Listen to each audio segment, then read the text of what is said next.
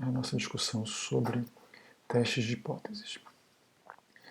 Primeiramente, eu queria comentar que pode ser muito útil para o objetivo dessa nossa aula pensar testes de hipóteses como apostas ou julgamentos. Apostas no sentido de que você está apostando com outra pessoa que, por exemplo, duas populações são diferentes, que quem fuma e quem não fuma tem mais ou menos câncer. Ou julgamentos de uma pessoa suspeita de um crime.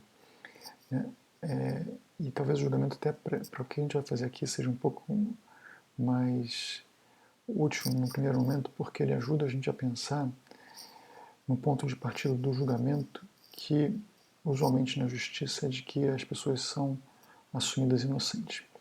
E a gente vai tomar isso daqui a pouquinho quando a gente começar a pensar sobre as hipóteses.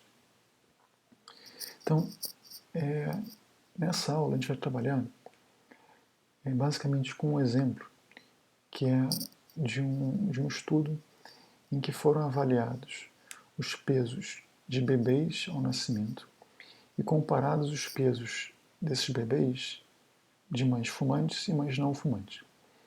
Então, nesse contexto, são possíveis duas hipóteses.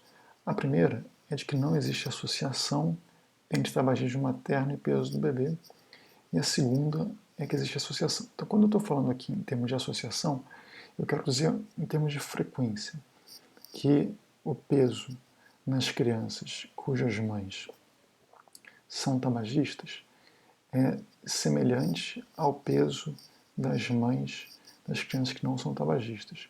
Eu posso avaliar isso como uma proporção, a proporção de crianças com baixo peso num grupo versus a proporção de crianças com baixo peso no outro. Também posso fazer isso comparando médias de pesos. Nesse exercício aqui a gente vai trabalhar com médias, por uma questão de simplificação, embora o exercício não seja muito diferente se a gente fosse fazer isso com proporções. A segunda hipótese que eu coloquei, de que existe associação, ela pode ser expressa de três formas diferentes, porque as três ilustram uma associação. A primeira é de que o peso dos bebês das mães não tabagistas é maior do que o peso dos bebês das mães tabagistas. A segunda é de que o peso dos bebês das mães não tabagistas é menor do que os bebês das mães tabagistas. E a terceira é simplesmente que esses pesos são diferentes, desde que eles não sejam iguais. Essa primeira hipótese de que não existe associação, ela é chamada de H0, que é a abreviação de hipótese nula, e a de que existe associação, ou seja, qualquer uma dessas três, a gente chama de hipótese alternativa, que é expressa pela abreviatura de H1. No entanto, é interessante notar que, na prática, o que a gente faz é comparar as médias. A gente não compara o peso um a um das pessoas, porque obviamente eles vão ser diferentes. Então, a forma de comparar as distribuições desses pesos se dá através de comparações de médias. Então, quando eu falo que não existe associação, estou dizendo que a média de peso de bebês das mães tabagistas é igual ou semelhante à média de peso das mães tabagistas. E então aqui, quando eu falo em associação, de novo, é a média do peso de uma versus a média do peso dos outros.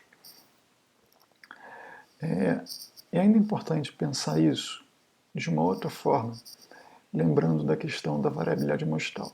Então, a rigor, quando eu falo que não existe associação, o que a hipótese nula quer dizer? Que as diferenças observadas entre os grupos são pequenas o suficiente para serem explicadas pelo acaso. Porque, veja, o grau de precisão que eu tenho de uma medida, eu posso ter, olha, as crianças de um grupo tiveram 2.250 quilos. E a do outro grupo teve 2.251 quilos. Veja, 2.251 é diferente de 2.250. Só que é uma diferença tão pequena que frequentemente ela vai poder ser explicada pelo processo de variabilidade amostral, pelo erro aleatório que a gente conversou na aula anterior. Já a situação em que a hipótese nula, a hipótese alternativa é verdadeira, o que isso quer dizer? Isso quer dizer que as diferenças observadas entre os grupos são grandes o suficiente para não serem explicadas pelo acaso, ou seja, por erro aleatório amostral. Então vamos colocar aqui um exemplo gráfico disso. Então, nessa pesquisa que eu vou usar como exemplo ao longo dessa aula, Eu tenho aqui, isso aqui são dados que são dados reais, não são dados que eu criei, como eu fiz na aula anterior. Então eu tenho aqui em verde a distribuição do peso ao nascer de crianças filhas de mães não tabagistas, e em vermelho a distribuição de peso ao nascer de crianças cujas mães eram tabagistas. A impressão que eu tenho aqui é de que essa curva verde está mais para a direita, ou seja, que o peso ao nascer das crianças das mães não tabagistas parece que essa distribuição é um pouco maior, ele é um pouquinho maior do que o das mães não tabagistas. E essa aula ela tem como objetivo entender como é que eu testo essa hipótese. Como é que eu vou conseguir julgar se essa diferença que existe entre a distribuição dessas duas amostras, ela sugere que elas vêm de populações que têm pesos ao nascer diferentes, ou que as diferenças delas são tão pequenas que as diferenças podem ser explicadas por simples erro amostral. Então, vamos retomar isso. Então, vamos olhar aqui o gráfico que a gente usou na aula anterior. Então, veja, aqui a questão não era peso ao nascer, era a altura das pessoas. Então, eu tenho 3 amostras aleatórias de 200 pessoas, de 200 pessoas adultas em relação à sua altura. Então, veja, eu tenho aqui em vermelho uma amostra 1, cuja média de altura foi um pouco menor do que da amostra 2. Mas veja, aqui eu estou medindo a população, de forma, as 3 são amostras absolutamente aleatórias, elas não se divertem entre pessoas que fumaram ou não, entre pessoas que têm nível socioeconômico diferente, são amostras absolutamente aleatórias. Então, eu sei que essas diferenças aqui são ao acaso, porque a princípio essas pessoas deveriam ser totalmente iguais, porque o processo que gerou essas amostras, foi um processo aleatório, porque eu criei ele quando eu usei ele no computador. Agora veja, a partir de que momento que eu posso julgar que essa diferença entre a amostra 2 e a amostra 1 ela é tão grande a ponto de eu sugerir que elas não vêm da mesma população, que elas não são amostras aleatórias e que elas refletem diferenças genuínas.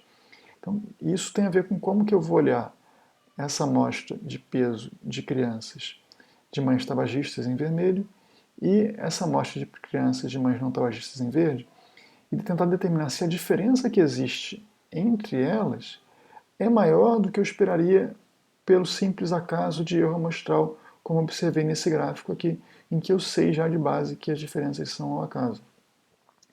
Então, nesse nosso processo, eu preciso chamar de novo a atenção para aquilo que a gente conversou na aula anterior, que, no meu caso, eu quero comparar as médias enquanto estatísticas.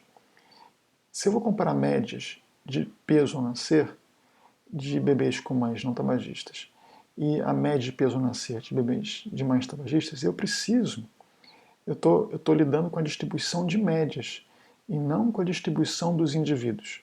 Quando eu lido com a distribuição de médias amostrais, eu estou, de novo, no domínio do erro padrão e das margens de erro das minhas estimativas.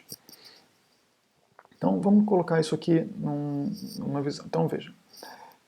Nesse estudo que eu relatei para vocês, eu tinha 484 crianças, filhas de mães tabagistas, e 544 crianças, filhas de mães não tabagistas.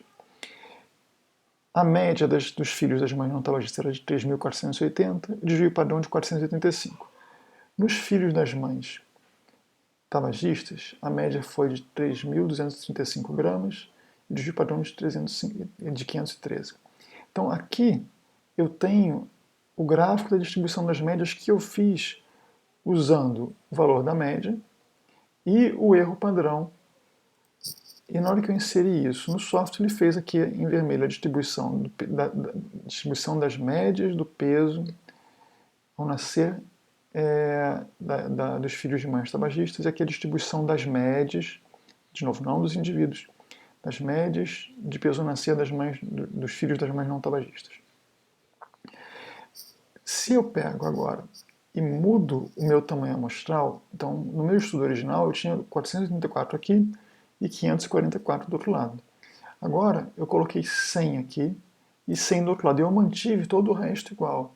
Então, a média continua igual, o desvio padrão continua igual de um lado e do outro. Como eu mudei o tamanho amostral, isso afeta o erro padrão. O erro padrão deixa de ser, como ele era aqui, de 23, e passa a ser um erro padrão de 51,3.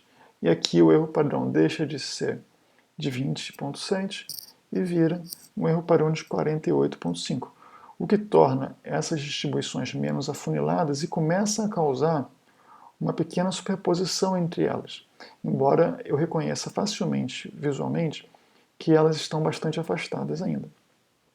Se agora eu diminuo ainda mais esse tamanho amostral, olha o que acontece. O erro padrão aumenta mais, ele vai agora para 72 de um lado e 68 do outro. E a superposição entre as distribuições das médias fica maior. Então vai ficando mais difícil eu conseguir ter certeza de que essas médias são diferentes de fato. Voltando aqui. Então o que eu quero provar? Eu quero avaliar se existe diferença.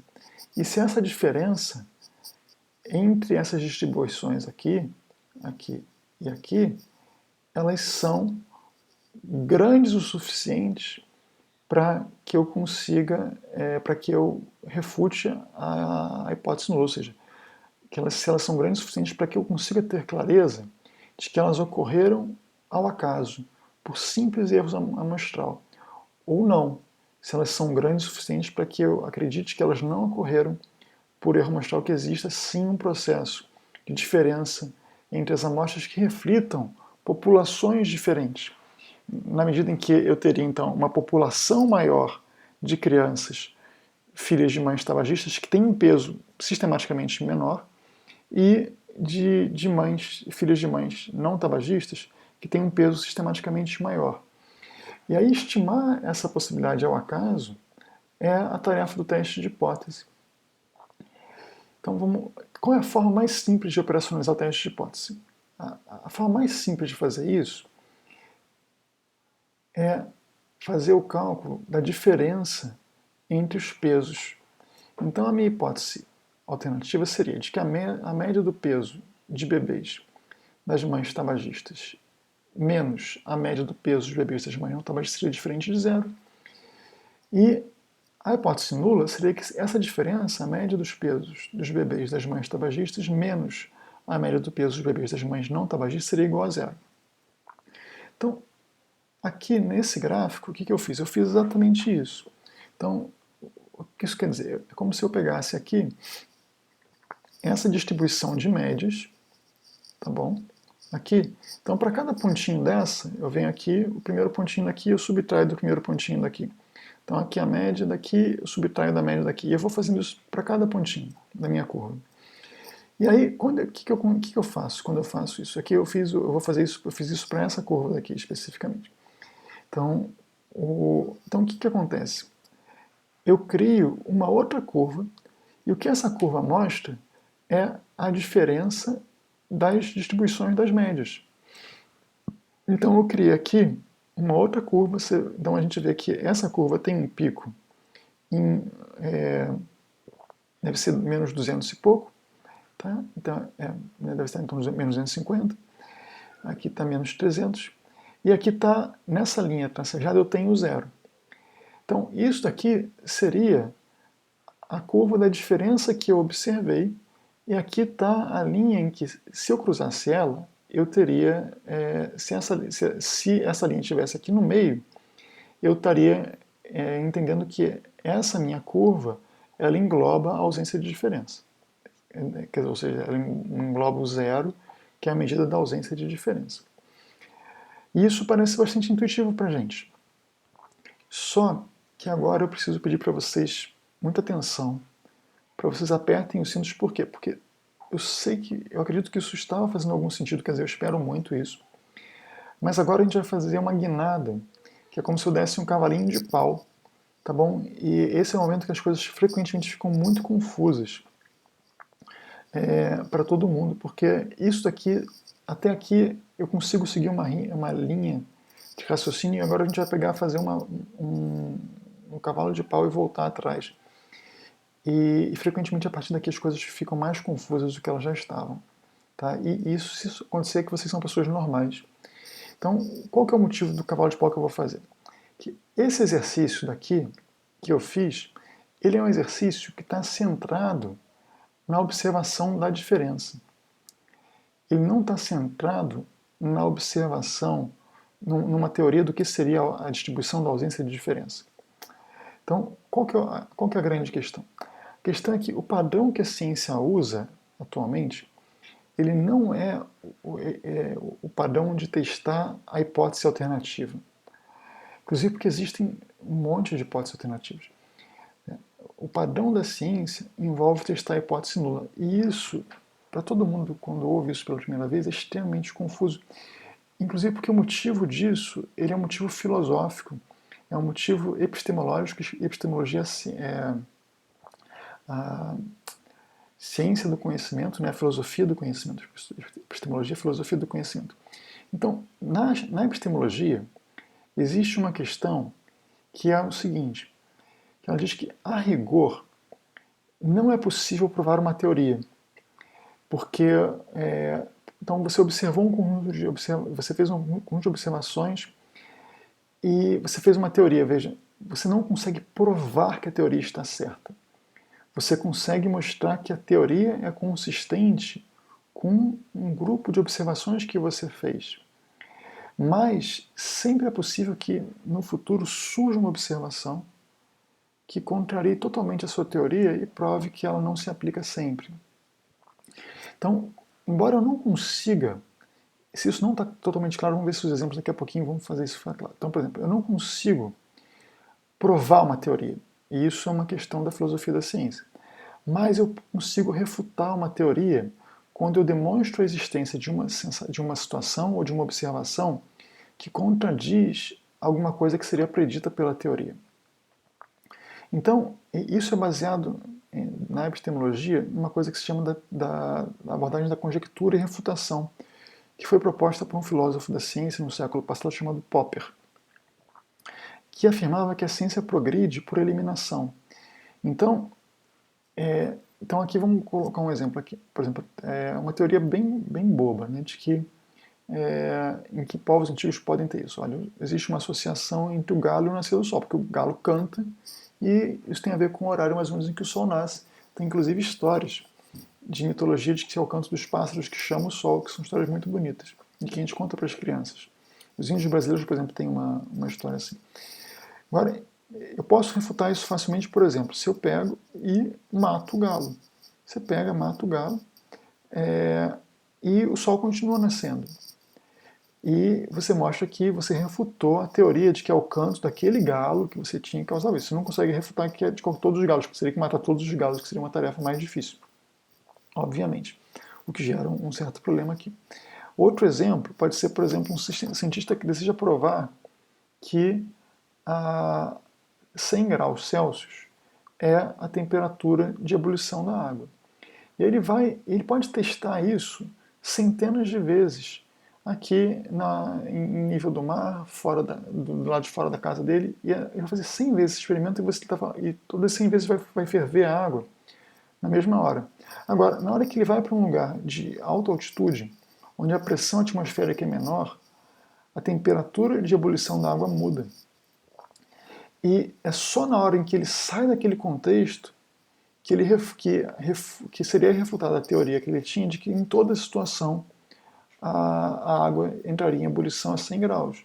E ele consegue entender, então, que isso não é válido sempre. E aí ele refuta essa teoria e precisa construir uma outra que explique que a temperatura de ebulição da água ela varia de acordo com a pressão. Então, todas as teorias são provisórias até que elas sejam refutadas. E esse ponto de vista epistemológico é que faz com que o centro da minha investigação, no meu teste de hipótese, não seja a hipótese alternativa, que é essa que eu avalio comparando a diferença com a ausência de diferença. Isso precisa ser centrado na hipótese nula. Então, o que eu faço? Eu crio. Tá? Então, o teste de hipótese ele é centrado na ideia da hipótese nula, que é da hipótese da ausência de diferença. Então, ao invés de eu construir esse gráfico anterior, em que eu faço a diferença das médias e coloco ela aqui em valor absoluto, o que eu faço? Eu pego, uso disso daqui apenas o erro padrão e construo uma distribuição. Você vê que essa distribuição aqui é idêntica, a altura dela, olha, aqui está um pouquinho acima de 0,02. Olha, essa altura aqui é a mesma, é um pouquinho acima de 0,02, é a mesmíssima distribuição. Qual que é a diferença? A diferença é que aqui ela está centrada no zero. Então eu construo a minha hipótese nula adotando o mesmo erro padrão da distribuição da diferença de médias entre o peso a nascer dos dois grupos em relação ao valor observado da diferença média. Só que eu centro ela e coloco a média no zero. E aí aqui eu passo a ter, nessa linha tracejada, a diferença das médias do peso a nascer que eu observei, que no caso foi de 200 e poucos gramas. 250 gramas mais ou menos. Então, aí a minha pergunta passa a ser: qual que é a probabilidade, dado que essa hipótese nula fosse verdadeira, assumindo que ela fosse verdadeira, de eu encontrar um valor tão extremo como esse que eu observei no meu estudo? E aqui é o coração do teste de hipótese e é o que a gente precisa entender para entender daqui a pouquinho quando eu falar em p-valor. Então, nesse mesmo contexto aqui, olha, esses dois valores, eu preciso ainda entender a ideia de valor crítico. O que é valor crítico? Então aqui eu tenho aqui o ponto zero seria a média, que é da minha hipótese nula, e aqui eu tenho dois erros padrão para a esquerda e dois erros padrão para a direita. Ou seja, aqui, né, eu tenho um limite daqui para cá, dessa borda para cá, eu tenho 2,5% dos valores compatíveis com a hipótese nula, e desse valor crítico para a direita, do extremo superior, eu tenho 2,5% dos valores ainda consistentes com a hipótese nula. Então, quando eu comparo